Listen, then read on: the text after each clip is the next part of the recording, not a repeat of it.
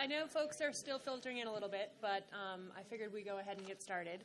Hi, everyone. I'm Erica Salmon-Byrne, EVP here at Ethisphere, and I'm delighted to welcome you to our Measurement That Matters conversation this afternoon.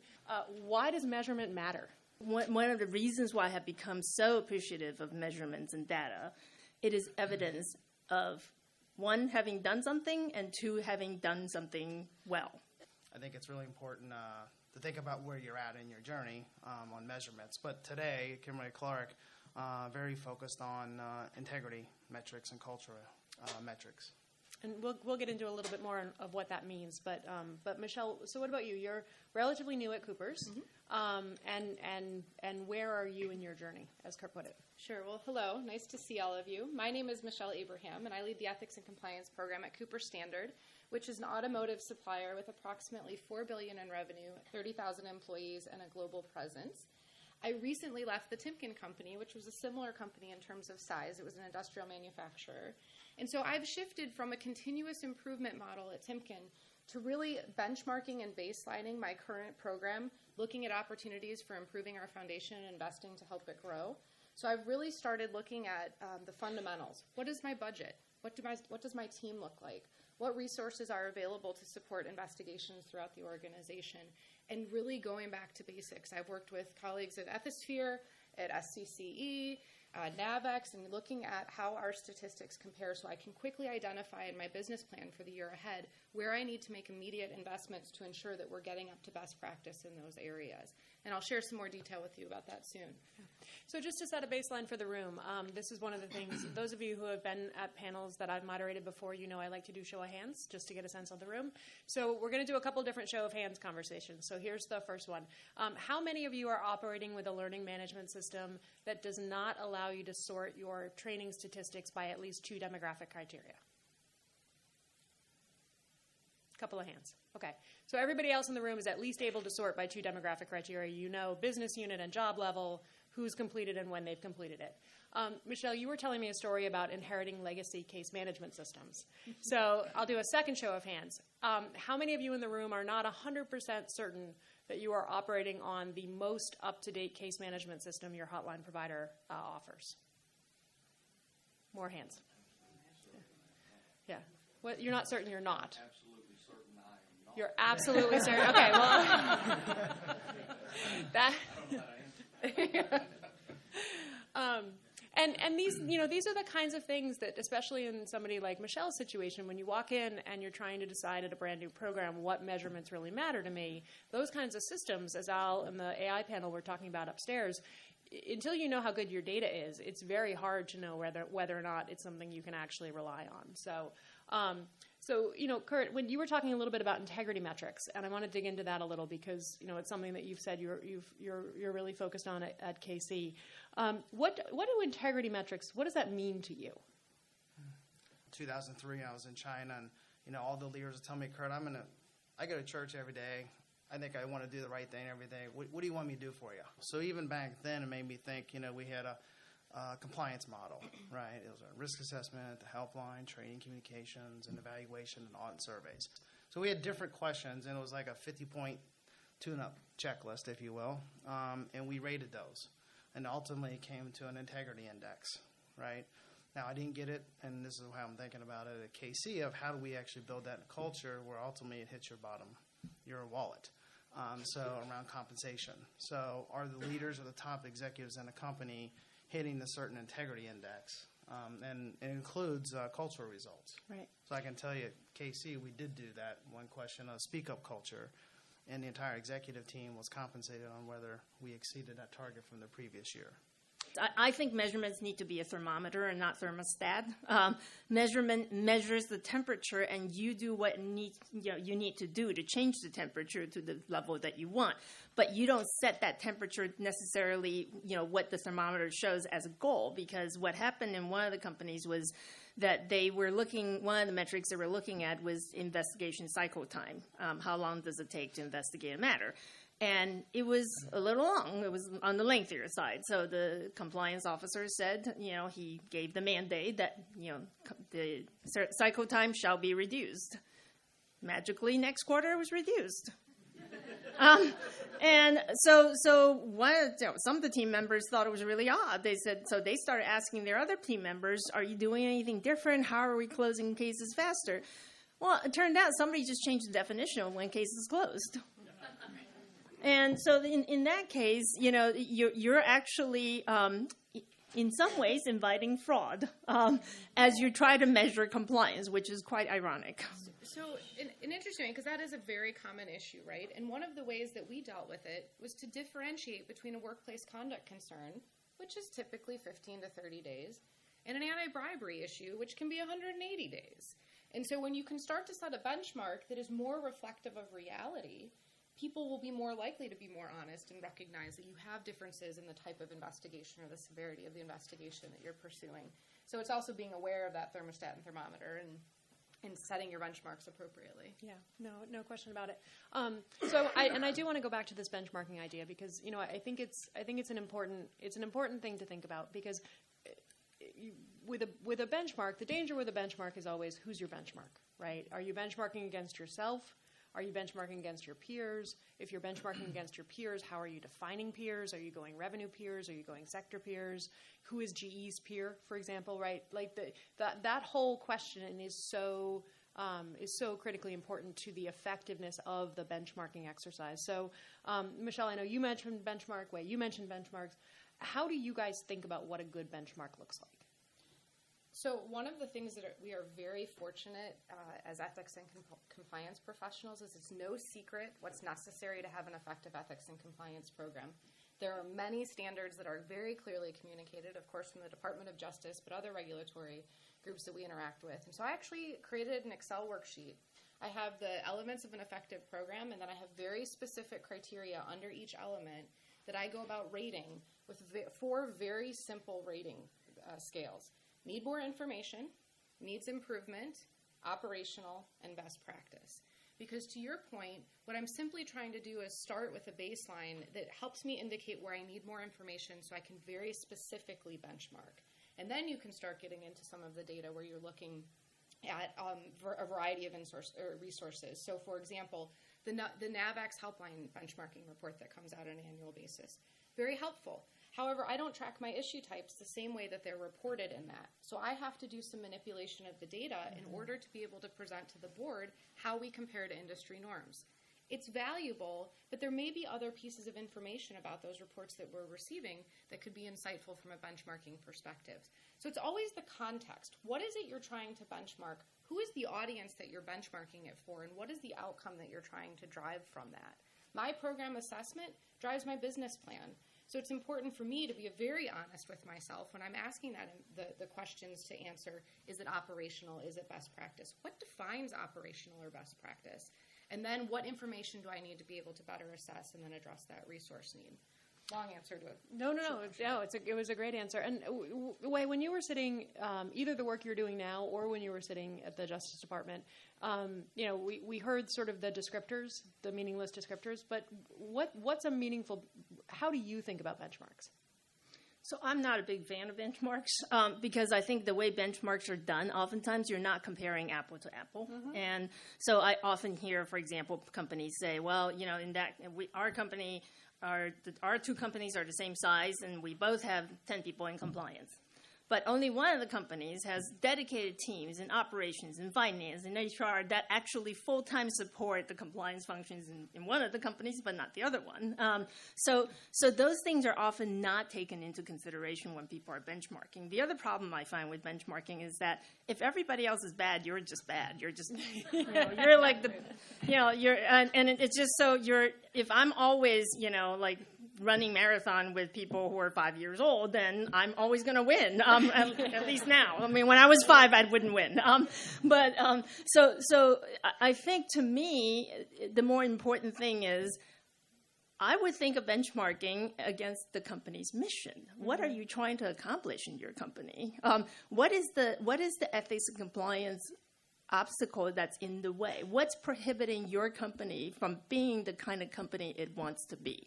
And I think that's really, to me, it's an internal benchmarking. So to me, it's how fast I want to run, mm-hmm. not how I compare to 5-year-olds or Olympic runners.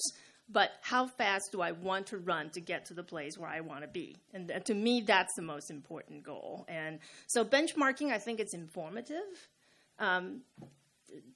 Beyond that, I think setting that as a goal could at times give you a false sense of complacency. Right. And Kurt, any thoughts on that? Because, the flip side, of course, is to benchmarking against your own personal performance is the boards love pie charts, right? Yep. I have yet to meet a board member that doesn't love a pie chart. Yep. And so, it's kind of hard to put your benchmark against your vision and your values in a pie chart. Or a bar chart. Or a bar chart. Or, right. So any kind of chart. Trend line. Yeah, trend line. I'm probably literally, a pun intended, in the middle of both of their comments. We seated you on purpose. I don't. Yeah, I think I know some CCOs who live and die by benchmarks, and they make decisions based upon that solely. And there's no apples to apples comparison, right? Because there's people in finance that do compliance and how you define compliance. I mean, there's all kinds of variation. Right. Where it does come in handy, though, where I have benchmarks, at least when you present to different board members who are very senior in big companies or small companies or whatever it may be, they always want to know a benchmark. Like, you keep talking about this open reporting culture. Are we getting a ton, a lot, not? So it's a good light or directional, that we feel good. But I can tell you, like, for us, we're at the reporting rate, right, that we all know. But to Wayne's point, my CEO is like, well, that's fine. I want more because we're different. We're an open reporting culture and all this. Caring culture, we should at least be double of that. So, you don't want people...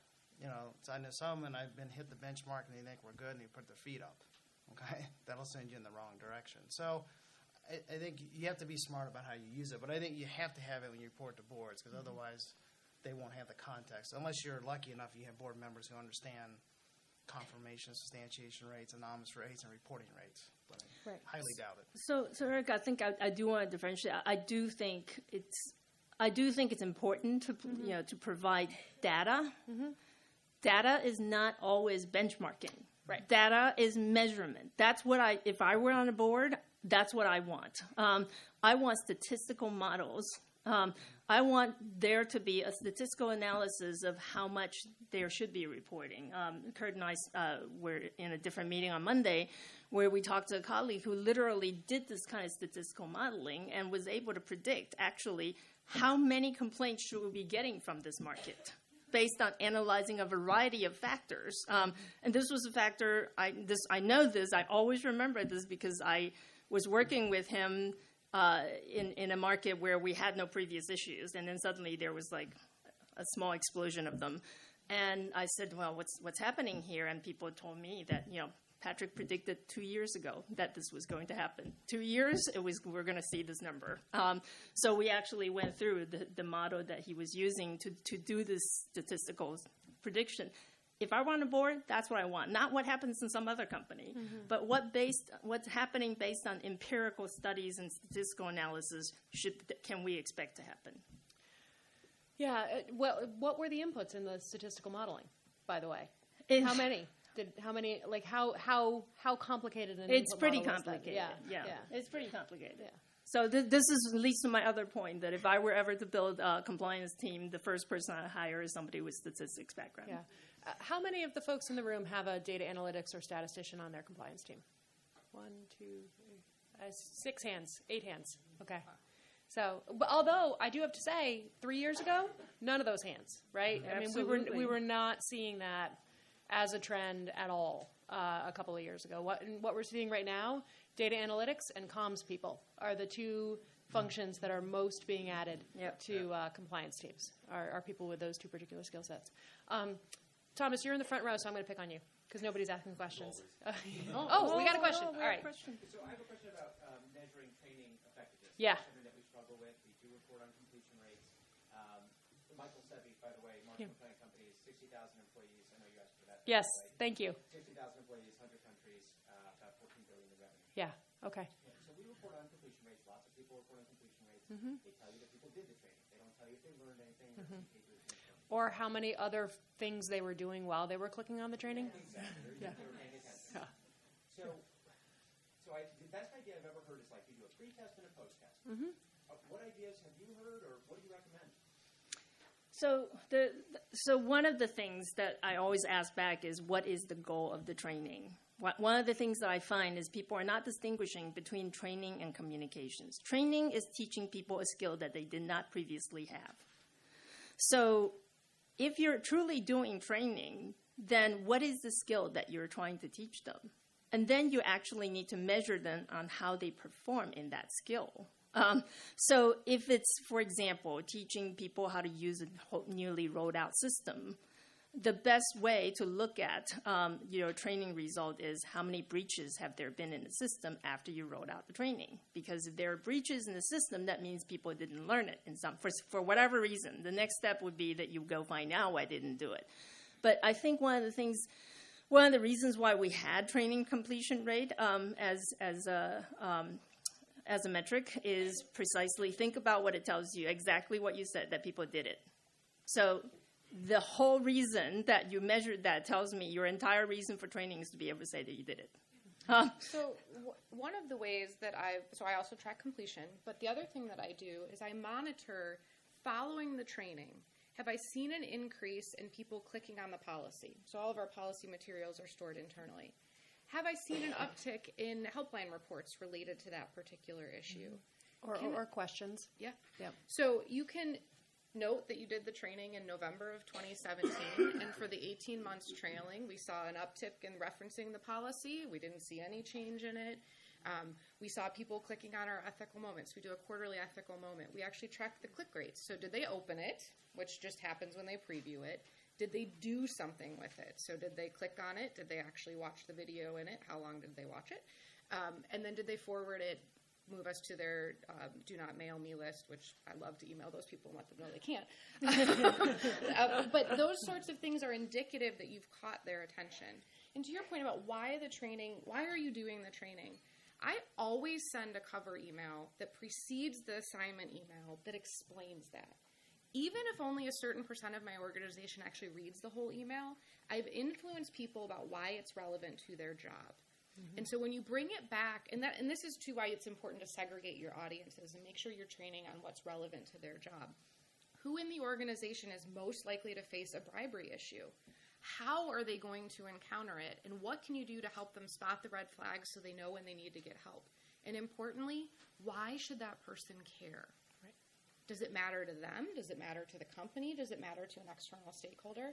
I've seen a lot of the training content is starting to shift their focus, and I'm really pleased to see what's starting to come out because there is that personal connection with the employee. They're asking for your opinion. I just previewed some courses that we're looking at rolling out later this spring. They just ask employees their opinion. What do you think the percentage of GDP that's impacted by financial crimes? They get to find out what everybody else thinks too, and so that makes it a much more personal experience for them without being right or wrong.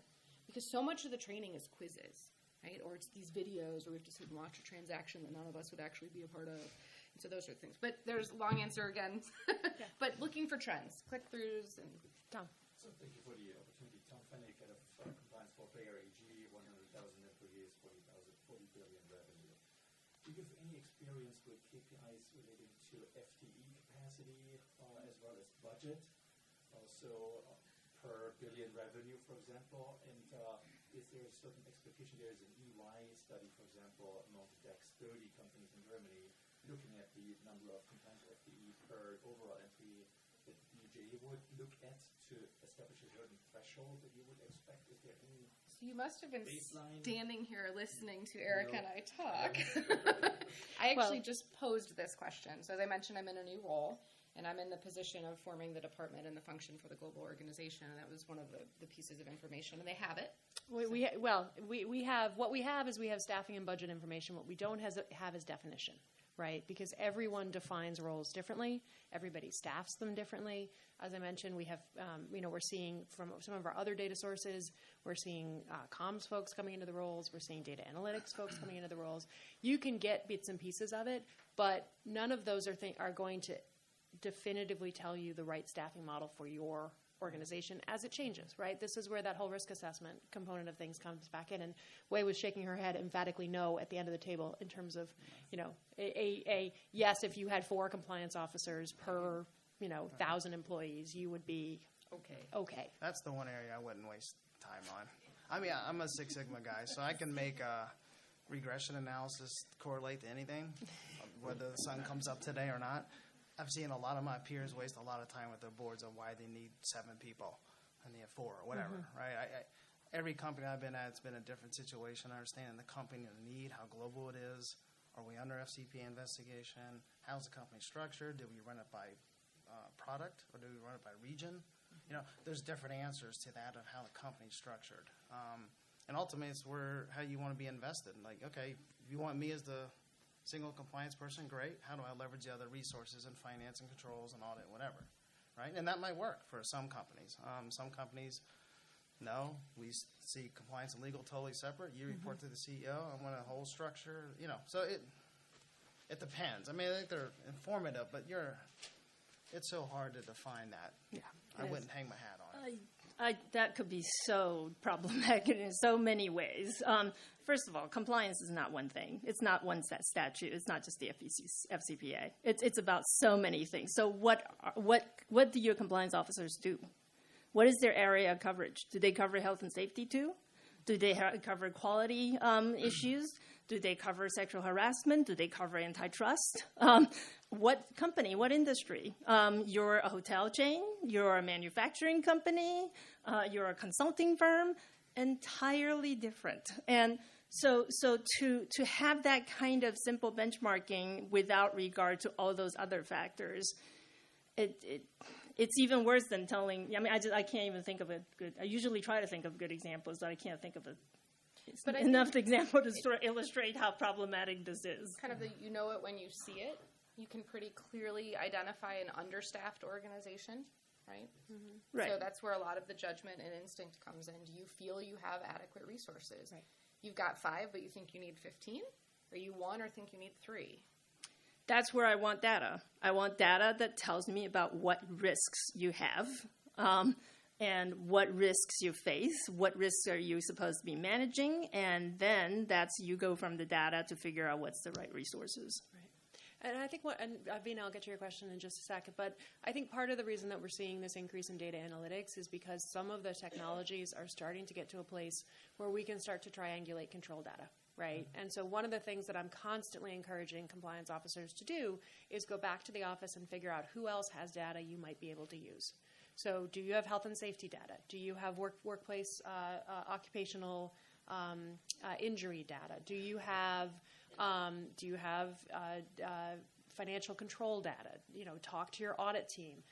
Click metrics, right? Michelle mentioned click metrics. It still surprises me to this day how many folks are not tracking click metrics on your policies. If your policies are online, your IT team ought to be able to tell you how many people are clicking on them. And if the answer to that is 0, then you've got, you know, a place to start in terms of the communication component of things. So thinking about who else can you access and where else can you get your hands on data that tells you where your risks might be. Vina, you had a question. So Vina Laprindi, I'm a CCO of a PM company, $32 billion, 91,000 people, sales in 200 countries. Been in the job almost a year. And when I came in, we have a lot of metrics. I'm trying to figure out what are the metrics that tell us we have effective controls in place, right? So I'd like to hear a little bit about that, because if I think about an example like third-party due diligence, yeah, we can tell you how many partners have gone through it, how many are being renewed. But one of the things we start looking at is, well, how many did we stop doing business with, and how many were we able to mitigate high-risk red flags about so we could do business? But for me, that would show, okay, you're putting some controls in place. What are other metrics that you would define as more, yes, there are controls in place versus some of the things we've been talking about, which is, for me, more just activity-based awareness? One of the things that I implemented related to our antitrust compliance, we had a policy that required pre-approval for a trade association membership. So go out and look. Are people actually seeking that approval? Where is it being stored? How do you compare pre and post? You can pull data from all kinds of systems to see if there are trade association memberships that you're not aware of. We'll pull T&E data, see where it's being paid for, go back to those managers, ask to show evidence. It's more of an audit, but you can actually generate numbers and do some comparisons there. I don't know if anyone's got to jump in, but it was the first one that popped to mind. Well, I think, I guess your question is, how do I know I have an effective integrity culture, right? With metrics. So I work backwards on, that's integrity culture. Who owns that? That's leaders, not the compliance team, right? So I want to make sure I don't have compliance for compliance metrics. So I think about metrics by the leader, okay? Because I can be really good in FCPA across the board just because I got a good finance team who's executing on that, and my leader could be horrible, okay? And I don't really have an effective program. So I think about risk and program risk, which are cultural. So, you know, where are your top risks are? Antitrust and FCPA and privacy. Those are your three. You'll have all these metrics that you have underneath those. You'll have cultural ones of, do my leaders talk about it? Do they send out messages? You know, you'll have different things with that. I would just have that. There's no magic pill, but I would summarize that by leader. Because I'm only as good as the leader in that region. CEO could be great, but if I got a leader who's in Southeast Asia, you know, doing one thing and saying the other, I got a bigger problem. So that's how I think about it. I mean, I don't, honestly, I never give a generic answer that the integrity culture is strong. I sit with data and facts, and I say, hey, we're really strong in North America, and here's what Joe's doing. He's doing these things, but you know what? In Asia, the communications are light, or I'm getting, you know, the helpline's getting a lot of report. You know, whatever the data is telling me, I can make an ultimate assessment of that region, hence that person. And that's how I hold accountability is to the leaders. Otherwise, it becomes my metric. Right. Like, Kurt, why aren't you getting all these third parties, you know, done? It's like, no, it's the leaders. You know, they own that. That's their metric. Yeah, to echo that, so some of the most advanced companies I have seen, they're using anywhere between 50 to 100 data points to measure their various components of the culture. And the bulk of those are financial data. So here's my raise in the hand moment. How many of you work in a company where you have real-time, instant view of all financial transactions? Oh, this is going to be interesting. One. One. I can say that when I was at the fraud section, I have not seen a single company that resulted in, you know, that had conduct that resulted in a criminal investigation that was not the result of, or at least that's not coexistent with a dysfunctional financial system. The lack of financial discipline is probably the single, if I point to one sign of something is not working, is the lack of financial discipline. And that actually, so to me, finance is the blood flow of the company. And it tells you, financial data tells you so much. It tells you exactly what is going on in your company, the kind of transactions you're doing, what they're for, who are you doing it with, how you're doing it. Are you having a lot of urgent payments and manual payments? Are you taking a long time to pay? Are you taking a short time to pay? You can slice and dice them. You could probably have 100 data points from financial data alone. But if you don't have a way of getting your hands on those data, that's where most companies I see is struggling with, that they don't even have that system. They have multiple ERP systems that are not talking to each other, or they have no ERP system. I had worked with a company that literally, when I asked them to pull just their manual payments for 1 month in one market, they said that would take 1 month. Because it's all stuffed in paper in a drawer, like in some drawer that somebody has to like pull. And this is a global company and in the financial services industry. So you would think they know how to manage money. So that to me is, if you just get your hands on really good financial data, you're more than halfway there. Then there are other data. I mean, Kurt, I heard you talk about, just even data points such as calculating the difference between the growth rate for your industry in a country versus the growth rate that your salespeople are supposed to deliver. Mm-hmm. And then I think also, one of the things with that financial data, what you can do is you can then cross it with some of your other metrics. Absolutely. Right? So you get the results of a T&E audit. Or you have real-time access into the T&E system, and one of the things you look at is how many people have clicked on the T&E policy in this market that had a spike in issues. Have these managers, this is one of my favorites, have your managers actually opened all of the attachments associated with an expense report, right? How long did it take them to approve it? The one that I always love is the managers that approve like a $15,000 expense report in 30 seconds. It's just impossible. It's impossible. There was one company that we worked with that did a mapping of IP addresses to T&E approvals, and found that most administrative assistants, were approving most of the expense reports, clicking the box that the manager had viewed and approved the expense report, and moving on. Yeah. Question on the semiconductor, 34,000 employees, very sensibility. Did I do the right list? You did do the right list. Well done. Back to the sales thing. It's an unusual sales organization. It's not going to be cashless organic growth. So elucidate a little more on that idea you just mentioned a moment ago, please, about what's the industry doing in that region versus what is the sales support that they're trying to do. So, do you want to? Because I actually heard it from you. Yeah. It's more on the predictive side of where we think issues are. So, the growth rate of this country is 5%. Our targets are 20%. And, so that's in the budget. So that's easily, it's data you can get real easy. The other piece I get, which is more helpful, is I sit through a lot of business reviews. So if let's say China, for example, and that's the case I'm using, and I go meet with the sales folks, and they tell me their growth targets are 50%. Those are data points I feed back in to say, hey, something's going to give here. Either the leader's not going to make it, and he's going to be fired for the wrong reasons, or they're going to do the wrong behaviors. So I track those in high-risk countries to make sure we're all reconciled here. Because, at some point, the leaders just cave, and that's when I got to talk to the CEO or CFO and say, hey, look, this doesn't help me reconcile this. How does this make sense? And we have organic, too, and that's. It's your own judgment you're using to determine where the line is? Well, when they have crazy numbers like that, there's no judgment needed.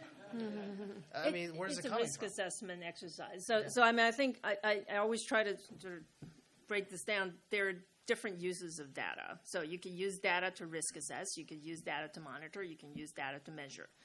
Some of the data can be multiple uses. Some of the data in some situation is one use, and in another situation is another use. So this would be something like a predictive data. So this would be data used for risk assessment purposes. Yeah. And as you guys think about risk assessment in particular, to what extent do you want to be thinking about your metrics at the front end of the risk assessment, right? I mean, as you're thinking about your risks, are you also continuously thinking about the metrics that matter to those risks? The way I think about risk is starts with data. Right. So that's my starting point in terms of actually understanding what at least getting a sense of what the data might be telling me. And then the next step is actually trying to find out why some of the data show up the way they do. Mm-hmm. So it's a two-phase process, and I think the metrics are always there. Yeah. Kurt, Michelle? Yeah, same. I mean, to me, with the metrics, you want to win, so you got to define the rules. Right. And when you have the rules, then you keep score, and then you measure to it, whatever that risk may be. So I actually, taking the highest priority risks that come out of the risk assessment, I'm then using the metrics to assess how well I'm managing those risks, right? So we're looking at both unmitigated and mitigated risks, and what do our metrics tell us about how well we're mitigating them? So I use it as an opportunity to compare the two worlds to see if there's some gaps there where we can be improving ourselves. Yeah, I mean, at the end of the day, I think I may have mentioned, I've used this line so many times I don't actually know where I mentioned it, but most recently anyway. But, at the end of the day, all of you are in the business of managing people-created risk, right? That's what we're all doing. We're all out there managing the potential impact associated with people doing the stupid thing. Right, and the best case scenario is they call you before they do the stupid thing, and if they don't call you before they do the stupid thing, you find out they did the stupid thing before you have to go talk to Wei, right? Like that's basically what we're doing. So if you think about the risk side of the equation, this is one of the only things that hasn't been mentioned. Where are the potential pressure points in your organization? And testing your processes to see which ones are so burdensome that you've set up a situation where your employers are just going to go around them, right? If your conflicts of interest policy or your trade association policy, right? If you have not gotten approvals for trade associations, but your expense report that you pulled showed that 65 people have joined trade associations without getting the required waiver, well, that means that there's probably a problem with your process. as much as anything else. Usually that they didn't know, Right. or it was too cumbersome. But it's Yeah. usually they didn't know. Yeah, And you can fix both of those. I think that's a huge point, and this is where I also think using data to monitor could be very helpful because I constantly advise companies to the extent that you can actually use monitoring to detect the kind of issues that you want to look for. You don't have to go ask people to get pre-approval for everything they do. The more burdensome you create the system to be, the more credibility you're using up. And then once people associate you as the person who asked me to do unnecessary things all the time, they're predisposed to think of compliance people that way to begin with. And if you validate that by one burdensome procedure after another, that really doesn't give you any value. I mean, I know a company that required people to get pre-approval for anything over $20. I mean, if I were the lawyer, I'd be very upset. That's not what I'm here to do. So I think really think about when you put in a process, what is it helping you to actually detect or prevent, and can you do it in some other way that's actually more effective and less burdensome? Right. And to circle back around to something that you guys mentioned at the front end, talk to employees about why you're doing it in the first place.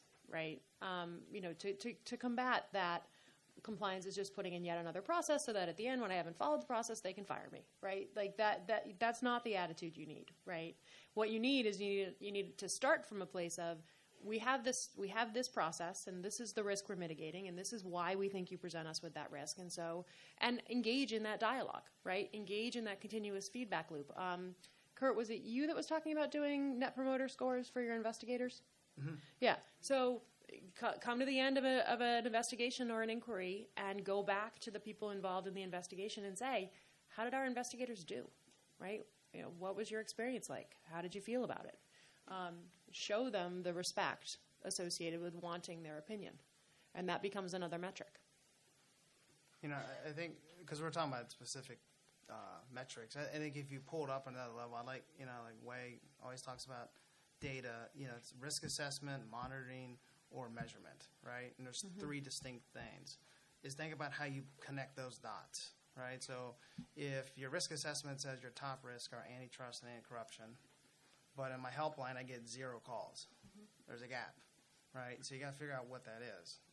Many times, I don't know if you've done a risk assessment, but most of the time I never get antitrust as the top risk because that probably deals with 2%, which is my commercial guys on the team.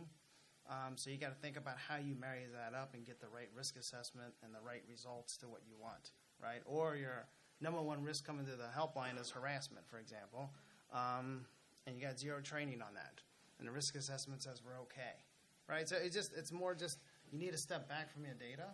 You ask how many people have the data. We all have the data.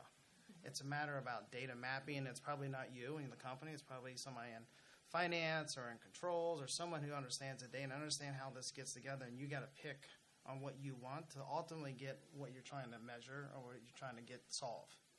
So that data will jump off the page for you. Yeah. We've got a couple of minutes if there are other questions. I thought I saw one more hand. No? Okay. Let's fast forward 3 years, right? Given the pace of change from a technology perspective, the data lakes that we are in right now are going to be 8 times larger in a couple of years. Hopefully they'll be a little cleaner because everybody's done their GDPR work and they actually know where their data is. But but 3 years? Okay. Where I'm going to ask you guys to put your predictive hats on. Where is this metric and data conversation headed? Are we going to get there, or at the end of the day, is this really so much about the relationships that we build inside our organizations with our sister control functions? And if we don't fix that, we're not going to get there from a metrics perspective.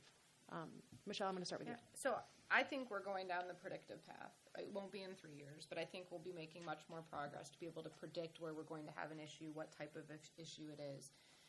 But I still think the program metrics are really an opportunity for you to create your own baseline and measure your progress from year to year and make sure that you're investing your time and resources in the right elements of your program to ensure that you have the program that reflects the needs of your organization. So back to Way's original point, what does your organization want to achieve?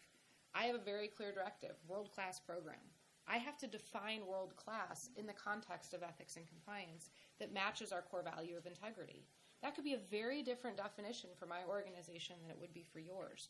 So then designing my program and developing metrics that match that, and eventually getting to a place where maybe I can predict where I'm going to fall short on that would be really nice. But for now, I'm living in my inventory and assessment world.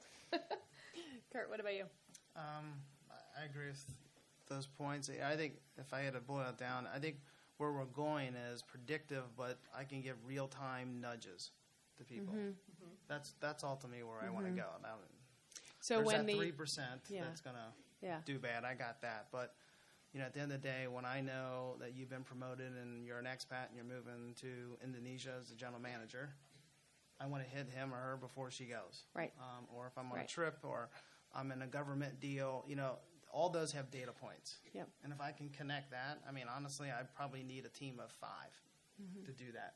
And I think the days of annual training is going to go away. Right. It's more real-time training, hitting the people. But that sounds nice, but it's all about getting that data. Yeah. And then but I wouldn't do that for every situation. And then we based upon my top risk, how we train, we communicate. Yeah. So when somebody books goes into the company travel booking system and books a trip to Russia, that then triggers your learning management system to send them 4 minutes on take a clean laptop and, be careful, right? Where you go. Yeah, I would say even beyond the LMS. Yeah. I would say even my financial system. Right. And the payments and just check around the activity and also help them. So it's both. Yeah. Wayne, what about you? I agree with both of those, but I do think the fundamental work of actually cleaning up the data is going to maybe take more than 3 years. All right. Certainly I'm an optimist. That's right. For many companies I've seen, and I also I'd say from the enforcement point of view, they're using data, and one of the things that's so interesting is. So I'd say what I consider to be my proudest accomplishment in the fraud section had nothing to do with me, was introducing a data analyst to Andrew Weissman, who is the head of the fraud section. And as a result of that introduction, now she heads up a data analytics team at fraud section. They have actually not only taken her into the fraud section, but built a team so she runs all the data analytics for the healthcare enforcement unit, and it's just amazing what she's able to do. That she can look at things like how far is one hospital from another, and what kind of specialties they have, and what patient population analytics and Medicare data, prescription data, correlate all of them together and do magical things with them. So I do think that's and one of the things that Andrew had asked me to do before I left was actually developing that kind of capacity for the other 2 units, for the Financial and Securities Fraud Unit and the FCPA unit, which I had begun to do already. So that's where certainly white-collar enforcement is headed, that they understand that data is out there, and a lot of it is publicly available, and it's not that difficult to get those data and actually figure out where your targets should be. So I think my parting word is, I think a lot of people are resistant to data and measurement, particularly lawyers. I'll speak as one myself. So there's that, if we don't know how to do it, we're not going to do it. Or we're going to say it's impossible to do because we don't know how to do it. Take it from me. My lowest grade in college was statistics. I nearly flunked it. So if I can appreciate data, anybody could appreciate data. And I think the key is you don't have to do it. You just have to have the appreciation and actually work with the right people who can actually do the under the hood kind of work for you. But have the appreciation about what data could tell you in risk assessment, in investigation, in monitoring, and in measurement. So on that point, because a lot of times we don't know what questions to be asking, this is a great time to network with your peers in the organization. Health and safety is a great group to talk to, where they go, what kind of data they produce. Hang out with your auditors. They have a lot of really good insight. They can be really nice, too. Your chief financial officer, right? They live in the space of numbers and inquiry and analytics. And so have these dialogues with them. And you can even say, I went to this panel and they were talking about different ways to measure the organization. Where should I be curious? What are you more interested in about? Because that's when people start to think, and they think about compliance differently. And they can bring value to you, which is a shift for them, right? Because if you ask them about antitrust or anti-bribery in the context of the legal framework, they're not going to be able to offer you much. But if you ask them, where might I detect a bribe in our systems? Mm-hmm. How could someone get company out of the money, or money out of the company? Those are answers that can help inform what data you need to go get. And then the last thing I'll add to that, because I think all three of you had sort of excellent summing up points, is to circle back around to a conversation that where we started, really, which is, why does measurement matter in the first place, right? And I think, I like to joke about boards loving charts, and I didn't slip in my joke about, even I've grown to love a pivot table, but I'll put it in there now. You're more advanced than I am.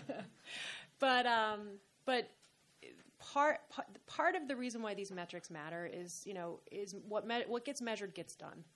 And you all are unfortunately in a position where your very best day is the day where nothing happens, right? That's a good day. That's a really good day. And it's hard to live in a world where you're proving a negative on an ongoing basis, right? It's hard to demonstrate your value when your value is basically you didn't have to hire outside counsel and go talk to the DOJ, right? These metrics, they're going to get you there. They're going to start the process of showing, this is what I avoided, this is what I mitigated, here's the return on the investment that I made in training, here's why I'm asking for 9.5 minutes a month of your employees' time, right, as opposed to an hour at the end of the year. These are the changes I'm making to make the program work for our organization. And that way you're not stuck in this, well, nothing bad has ever happened here, so why do I need a compliance program conversation, which can be a really hard place to be. I think I'll just add another point is there's so much talk about doing this for the enforcers or regulators. Do it for your company. Yeah. Do it for your company because, frankly, I think the days are waning when company executives will just give you a budget as an insurance policy. Right. Because that insurance policy, the way that is not going to work all that well. So when you go and ask for a budget for training, when you go and ask for a budget for increased headcounts, they're going to ask you, what do they get out of it? Right. What is the return on investment for the budget that you're asking? And you have got to be able to show it to them in charts and numbers. Yeah, absolutely. Well, thank you all so much for your time and attention. Join me in thanking the panel as well.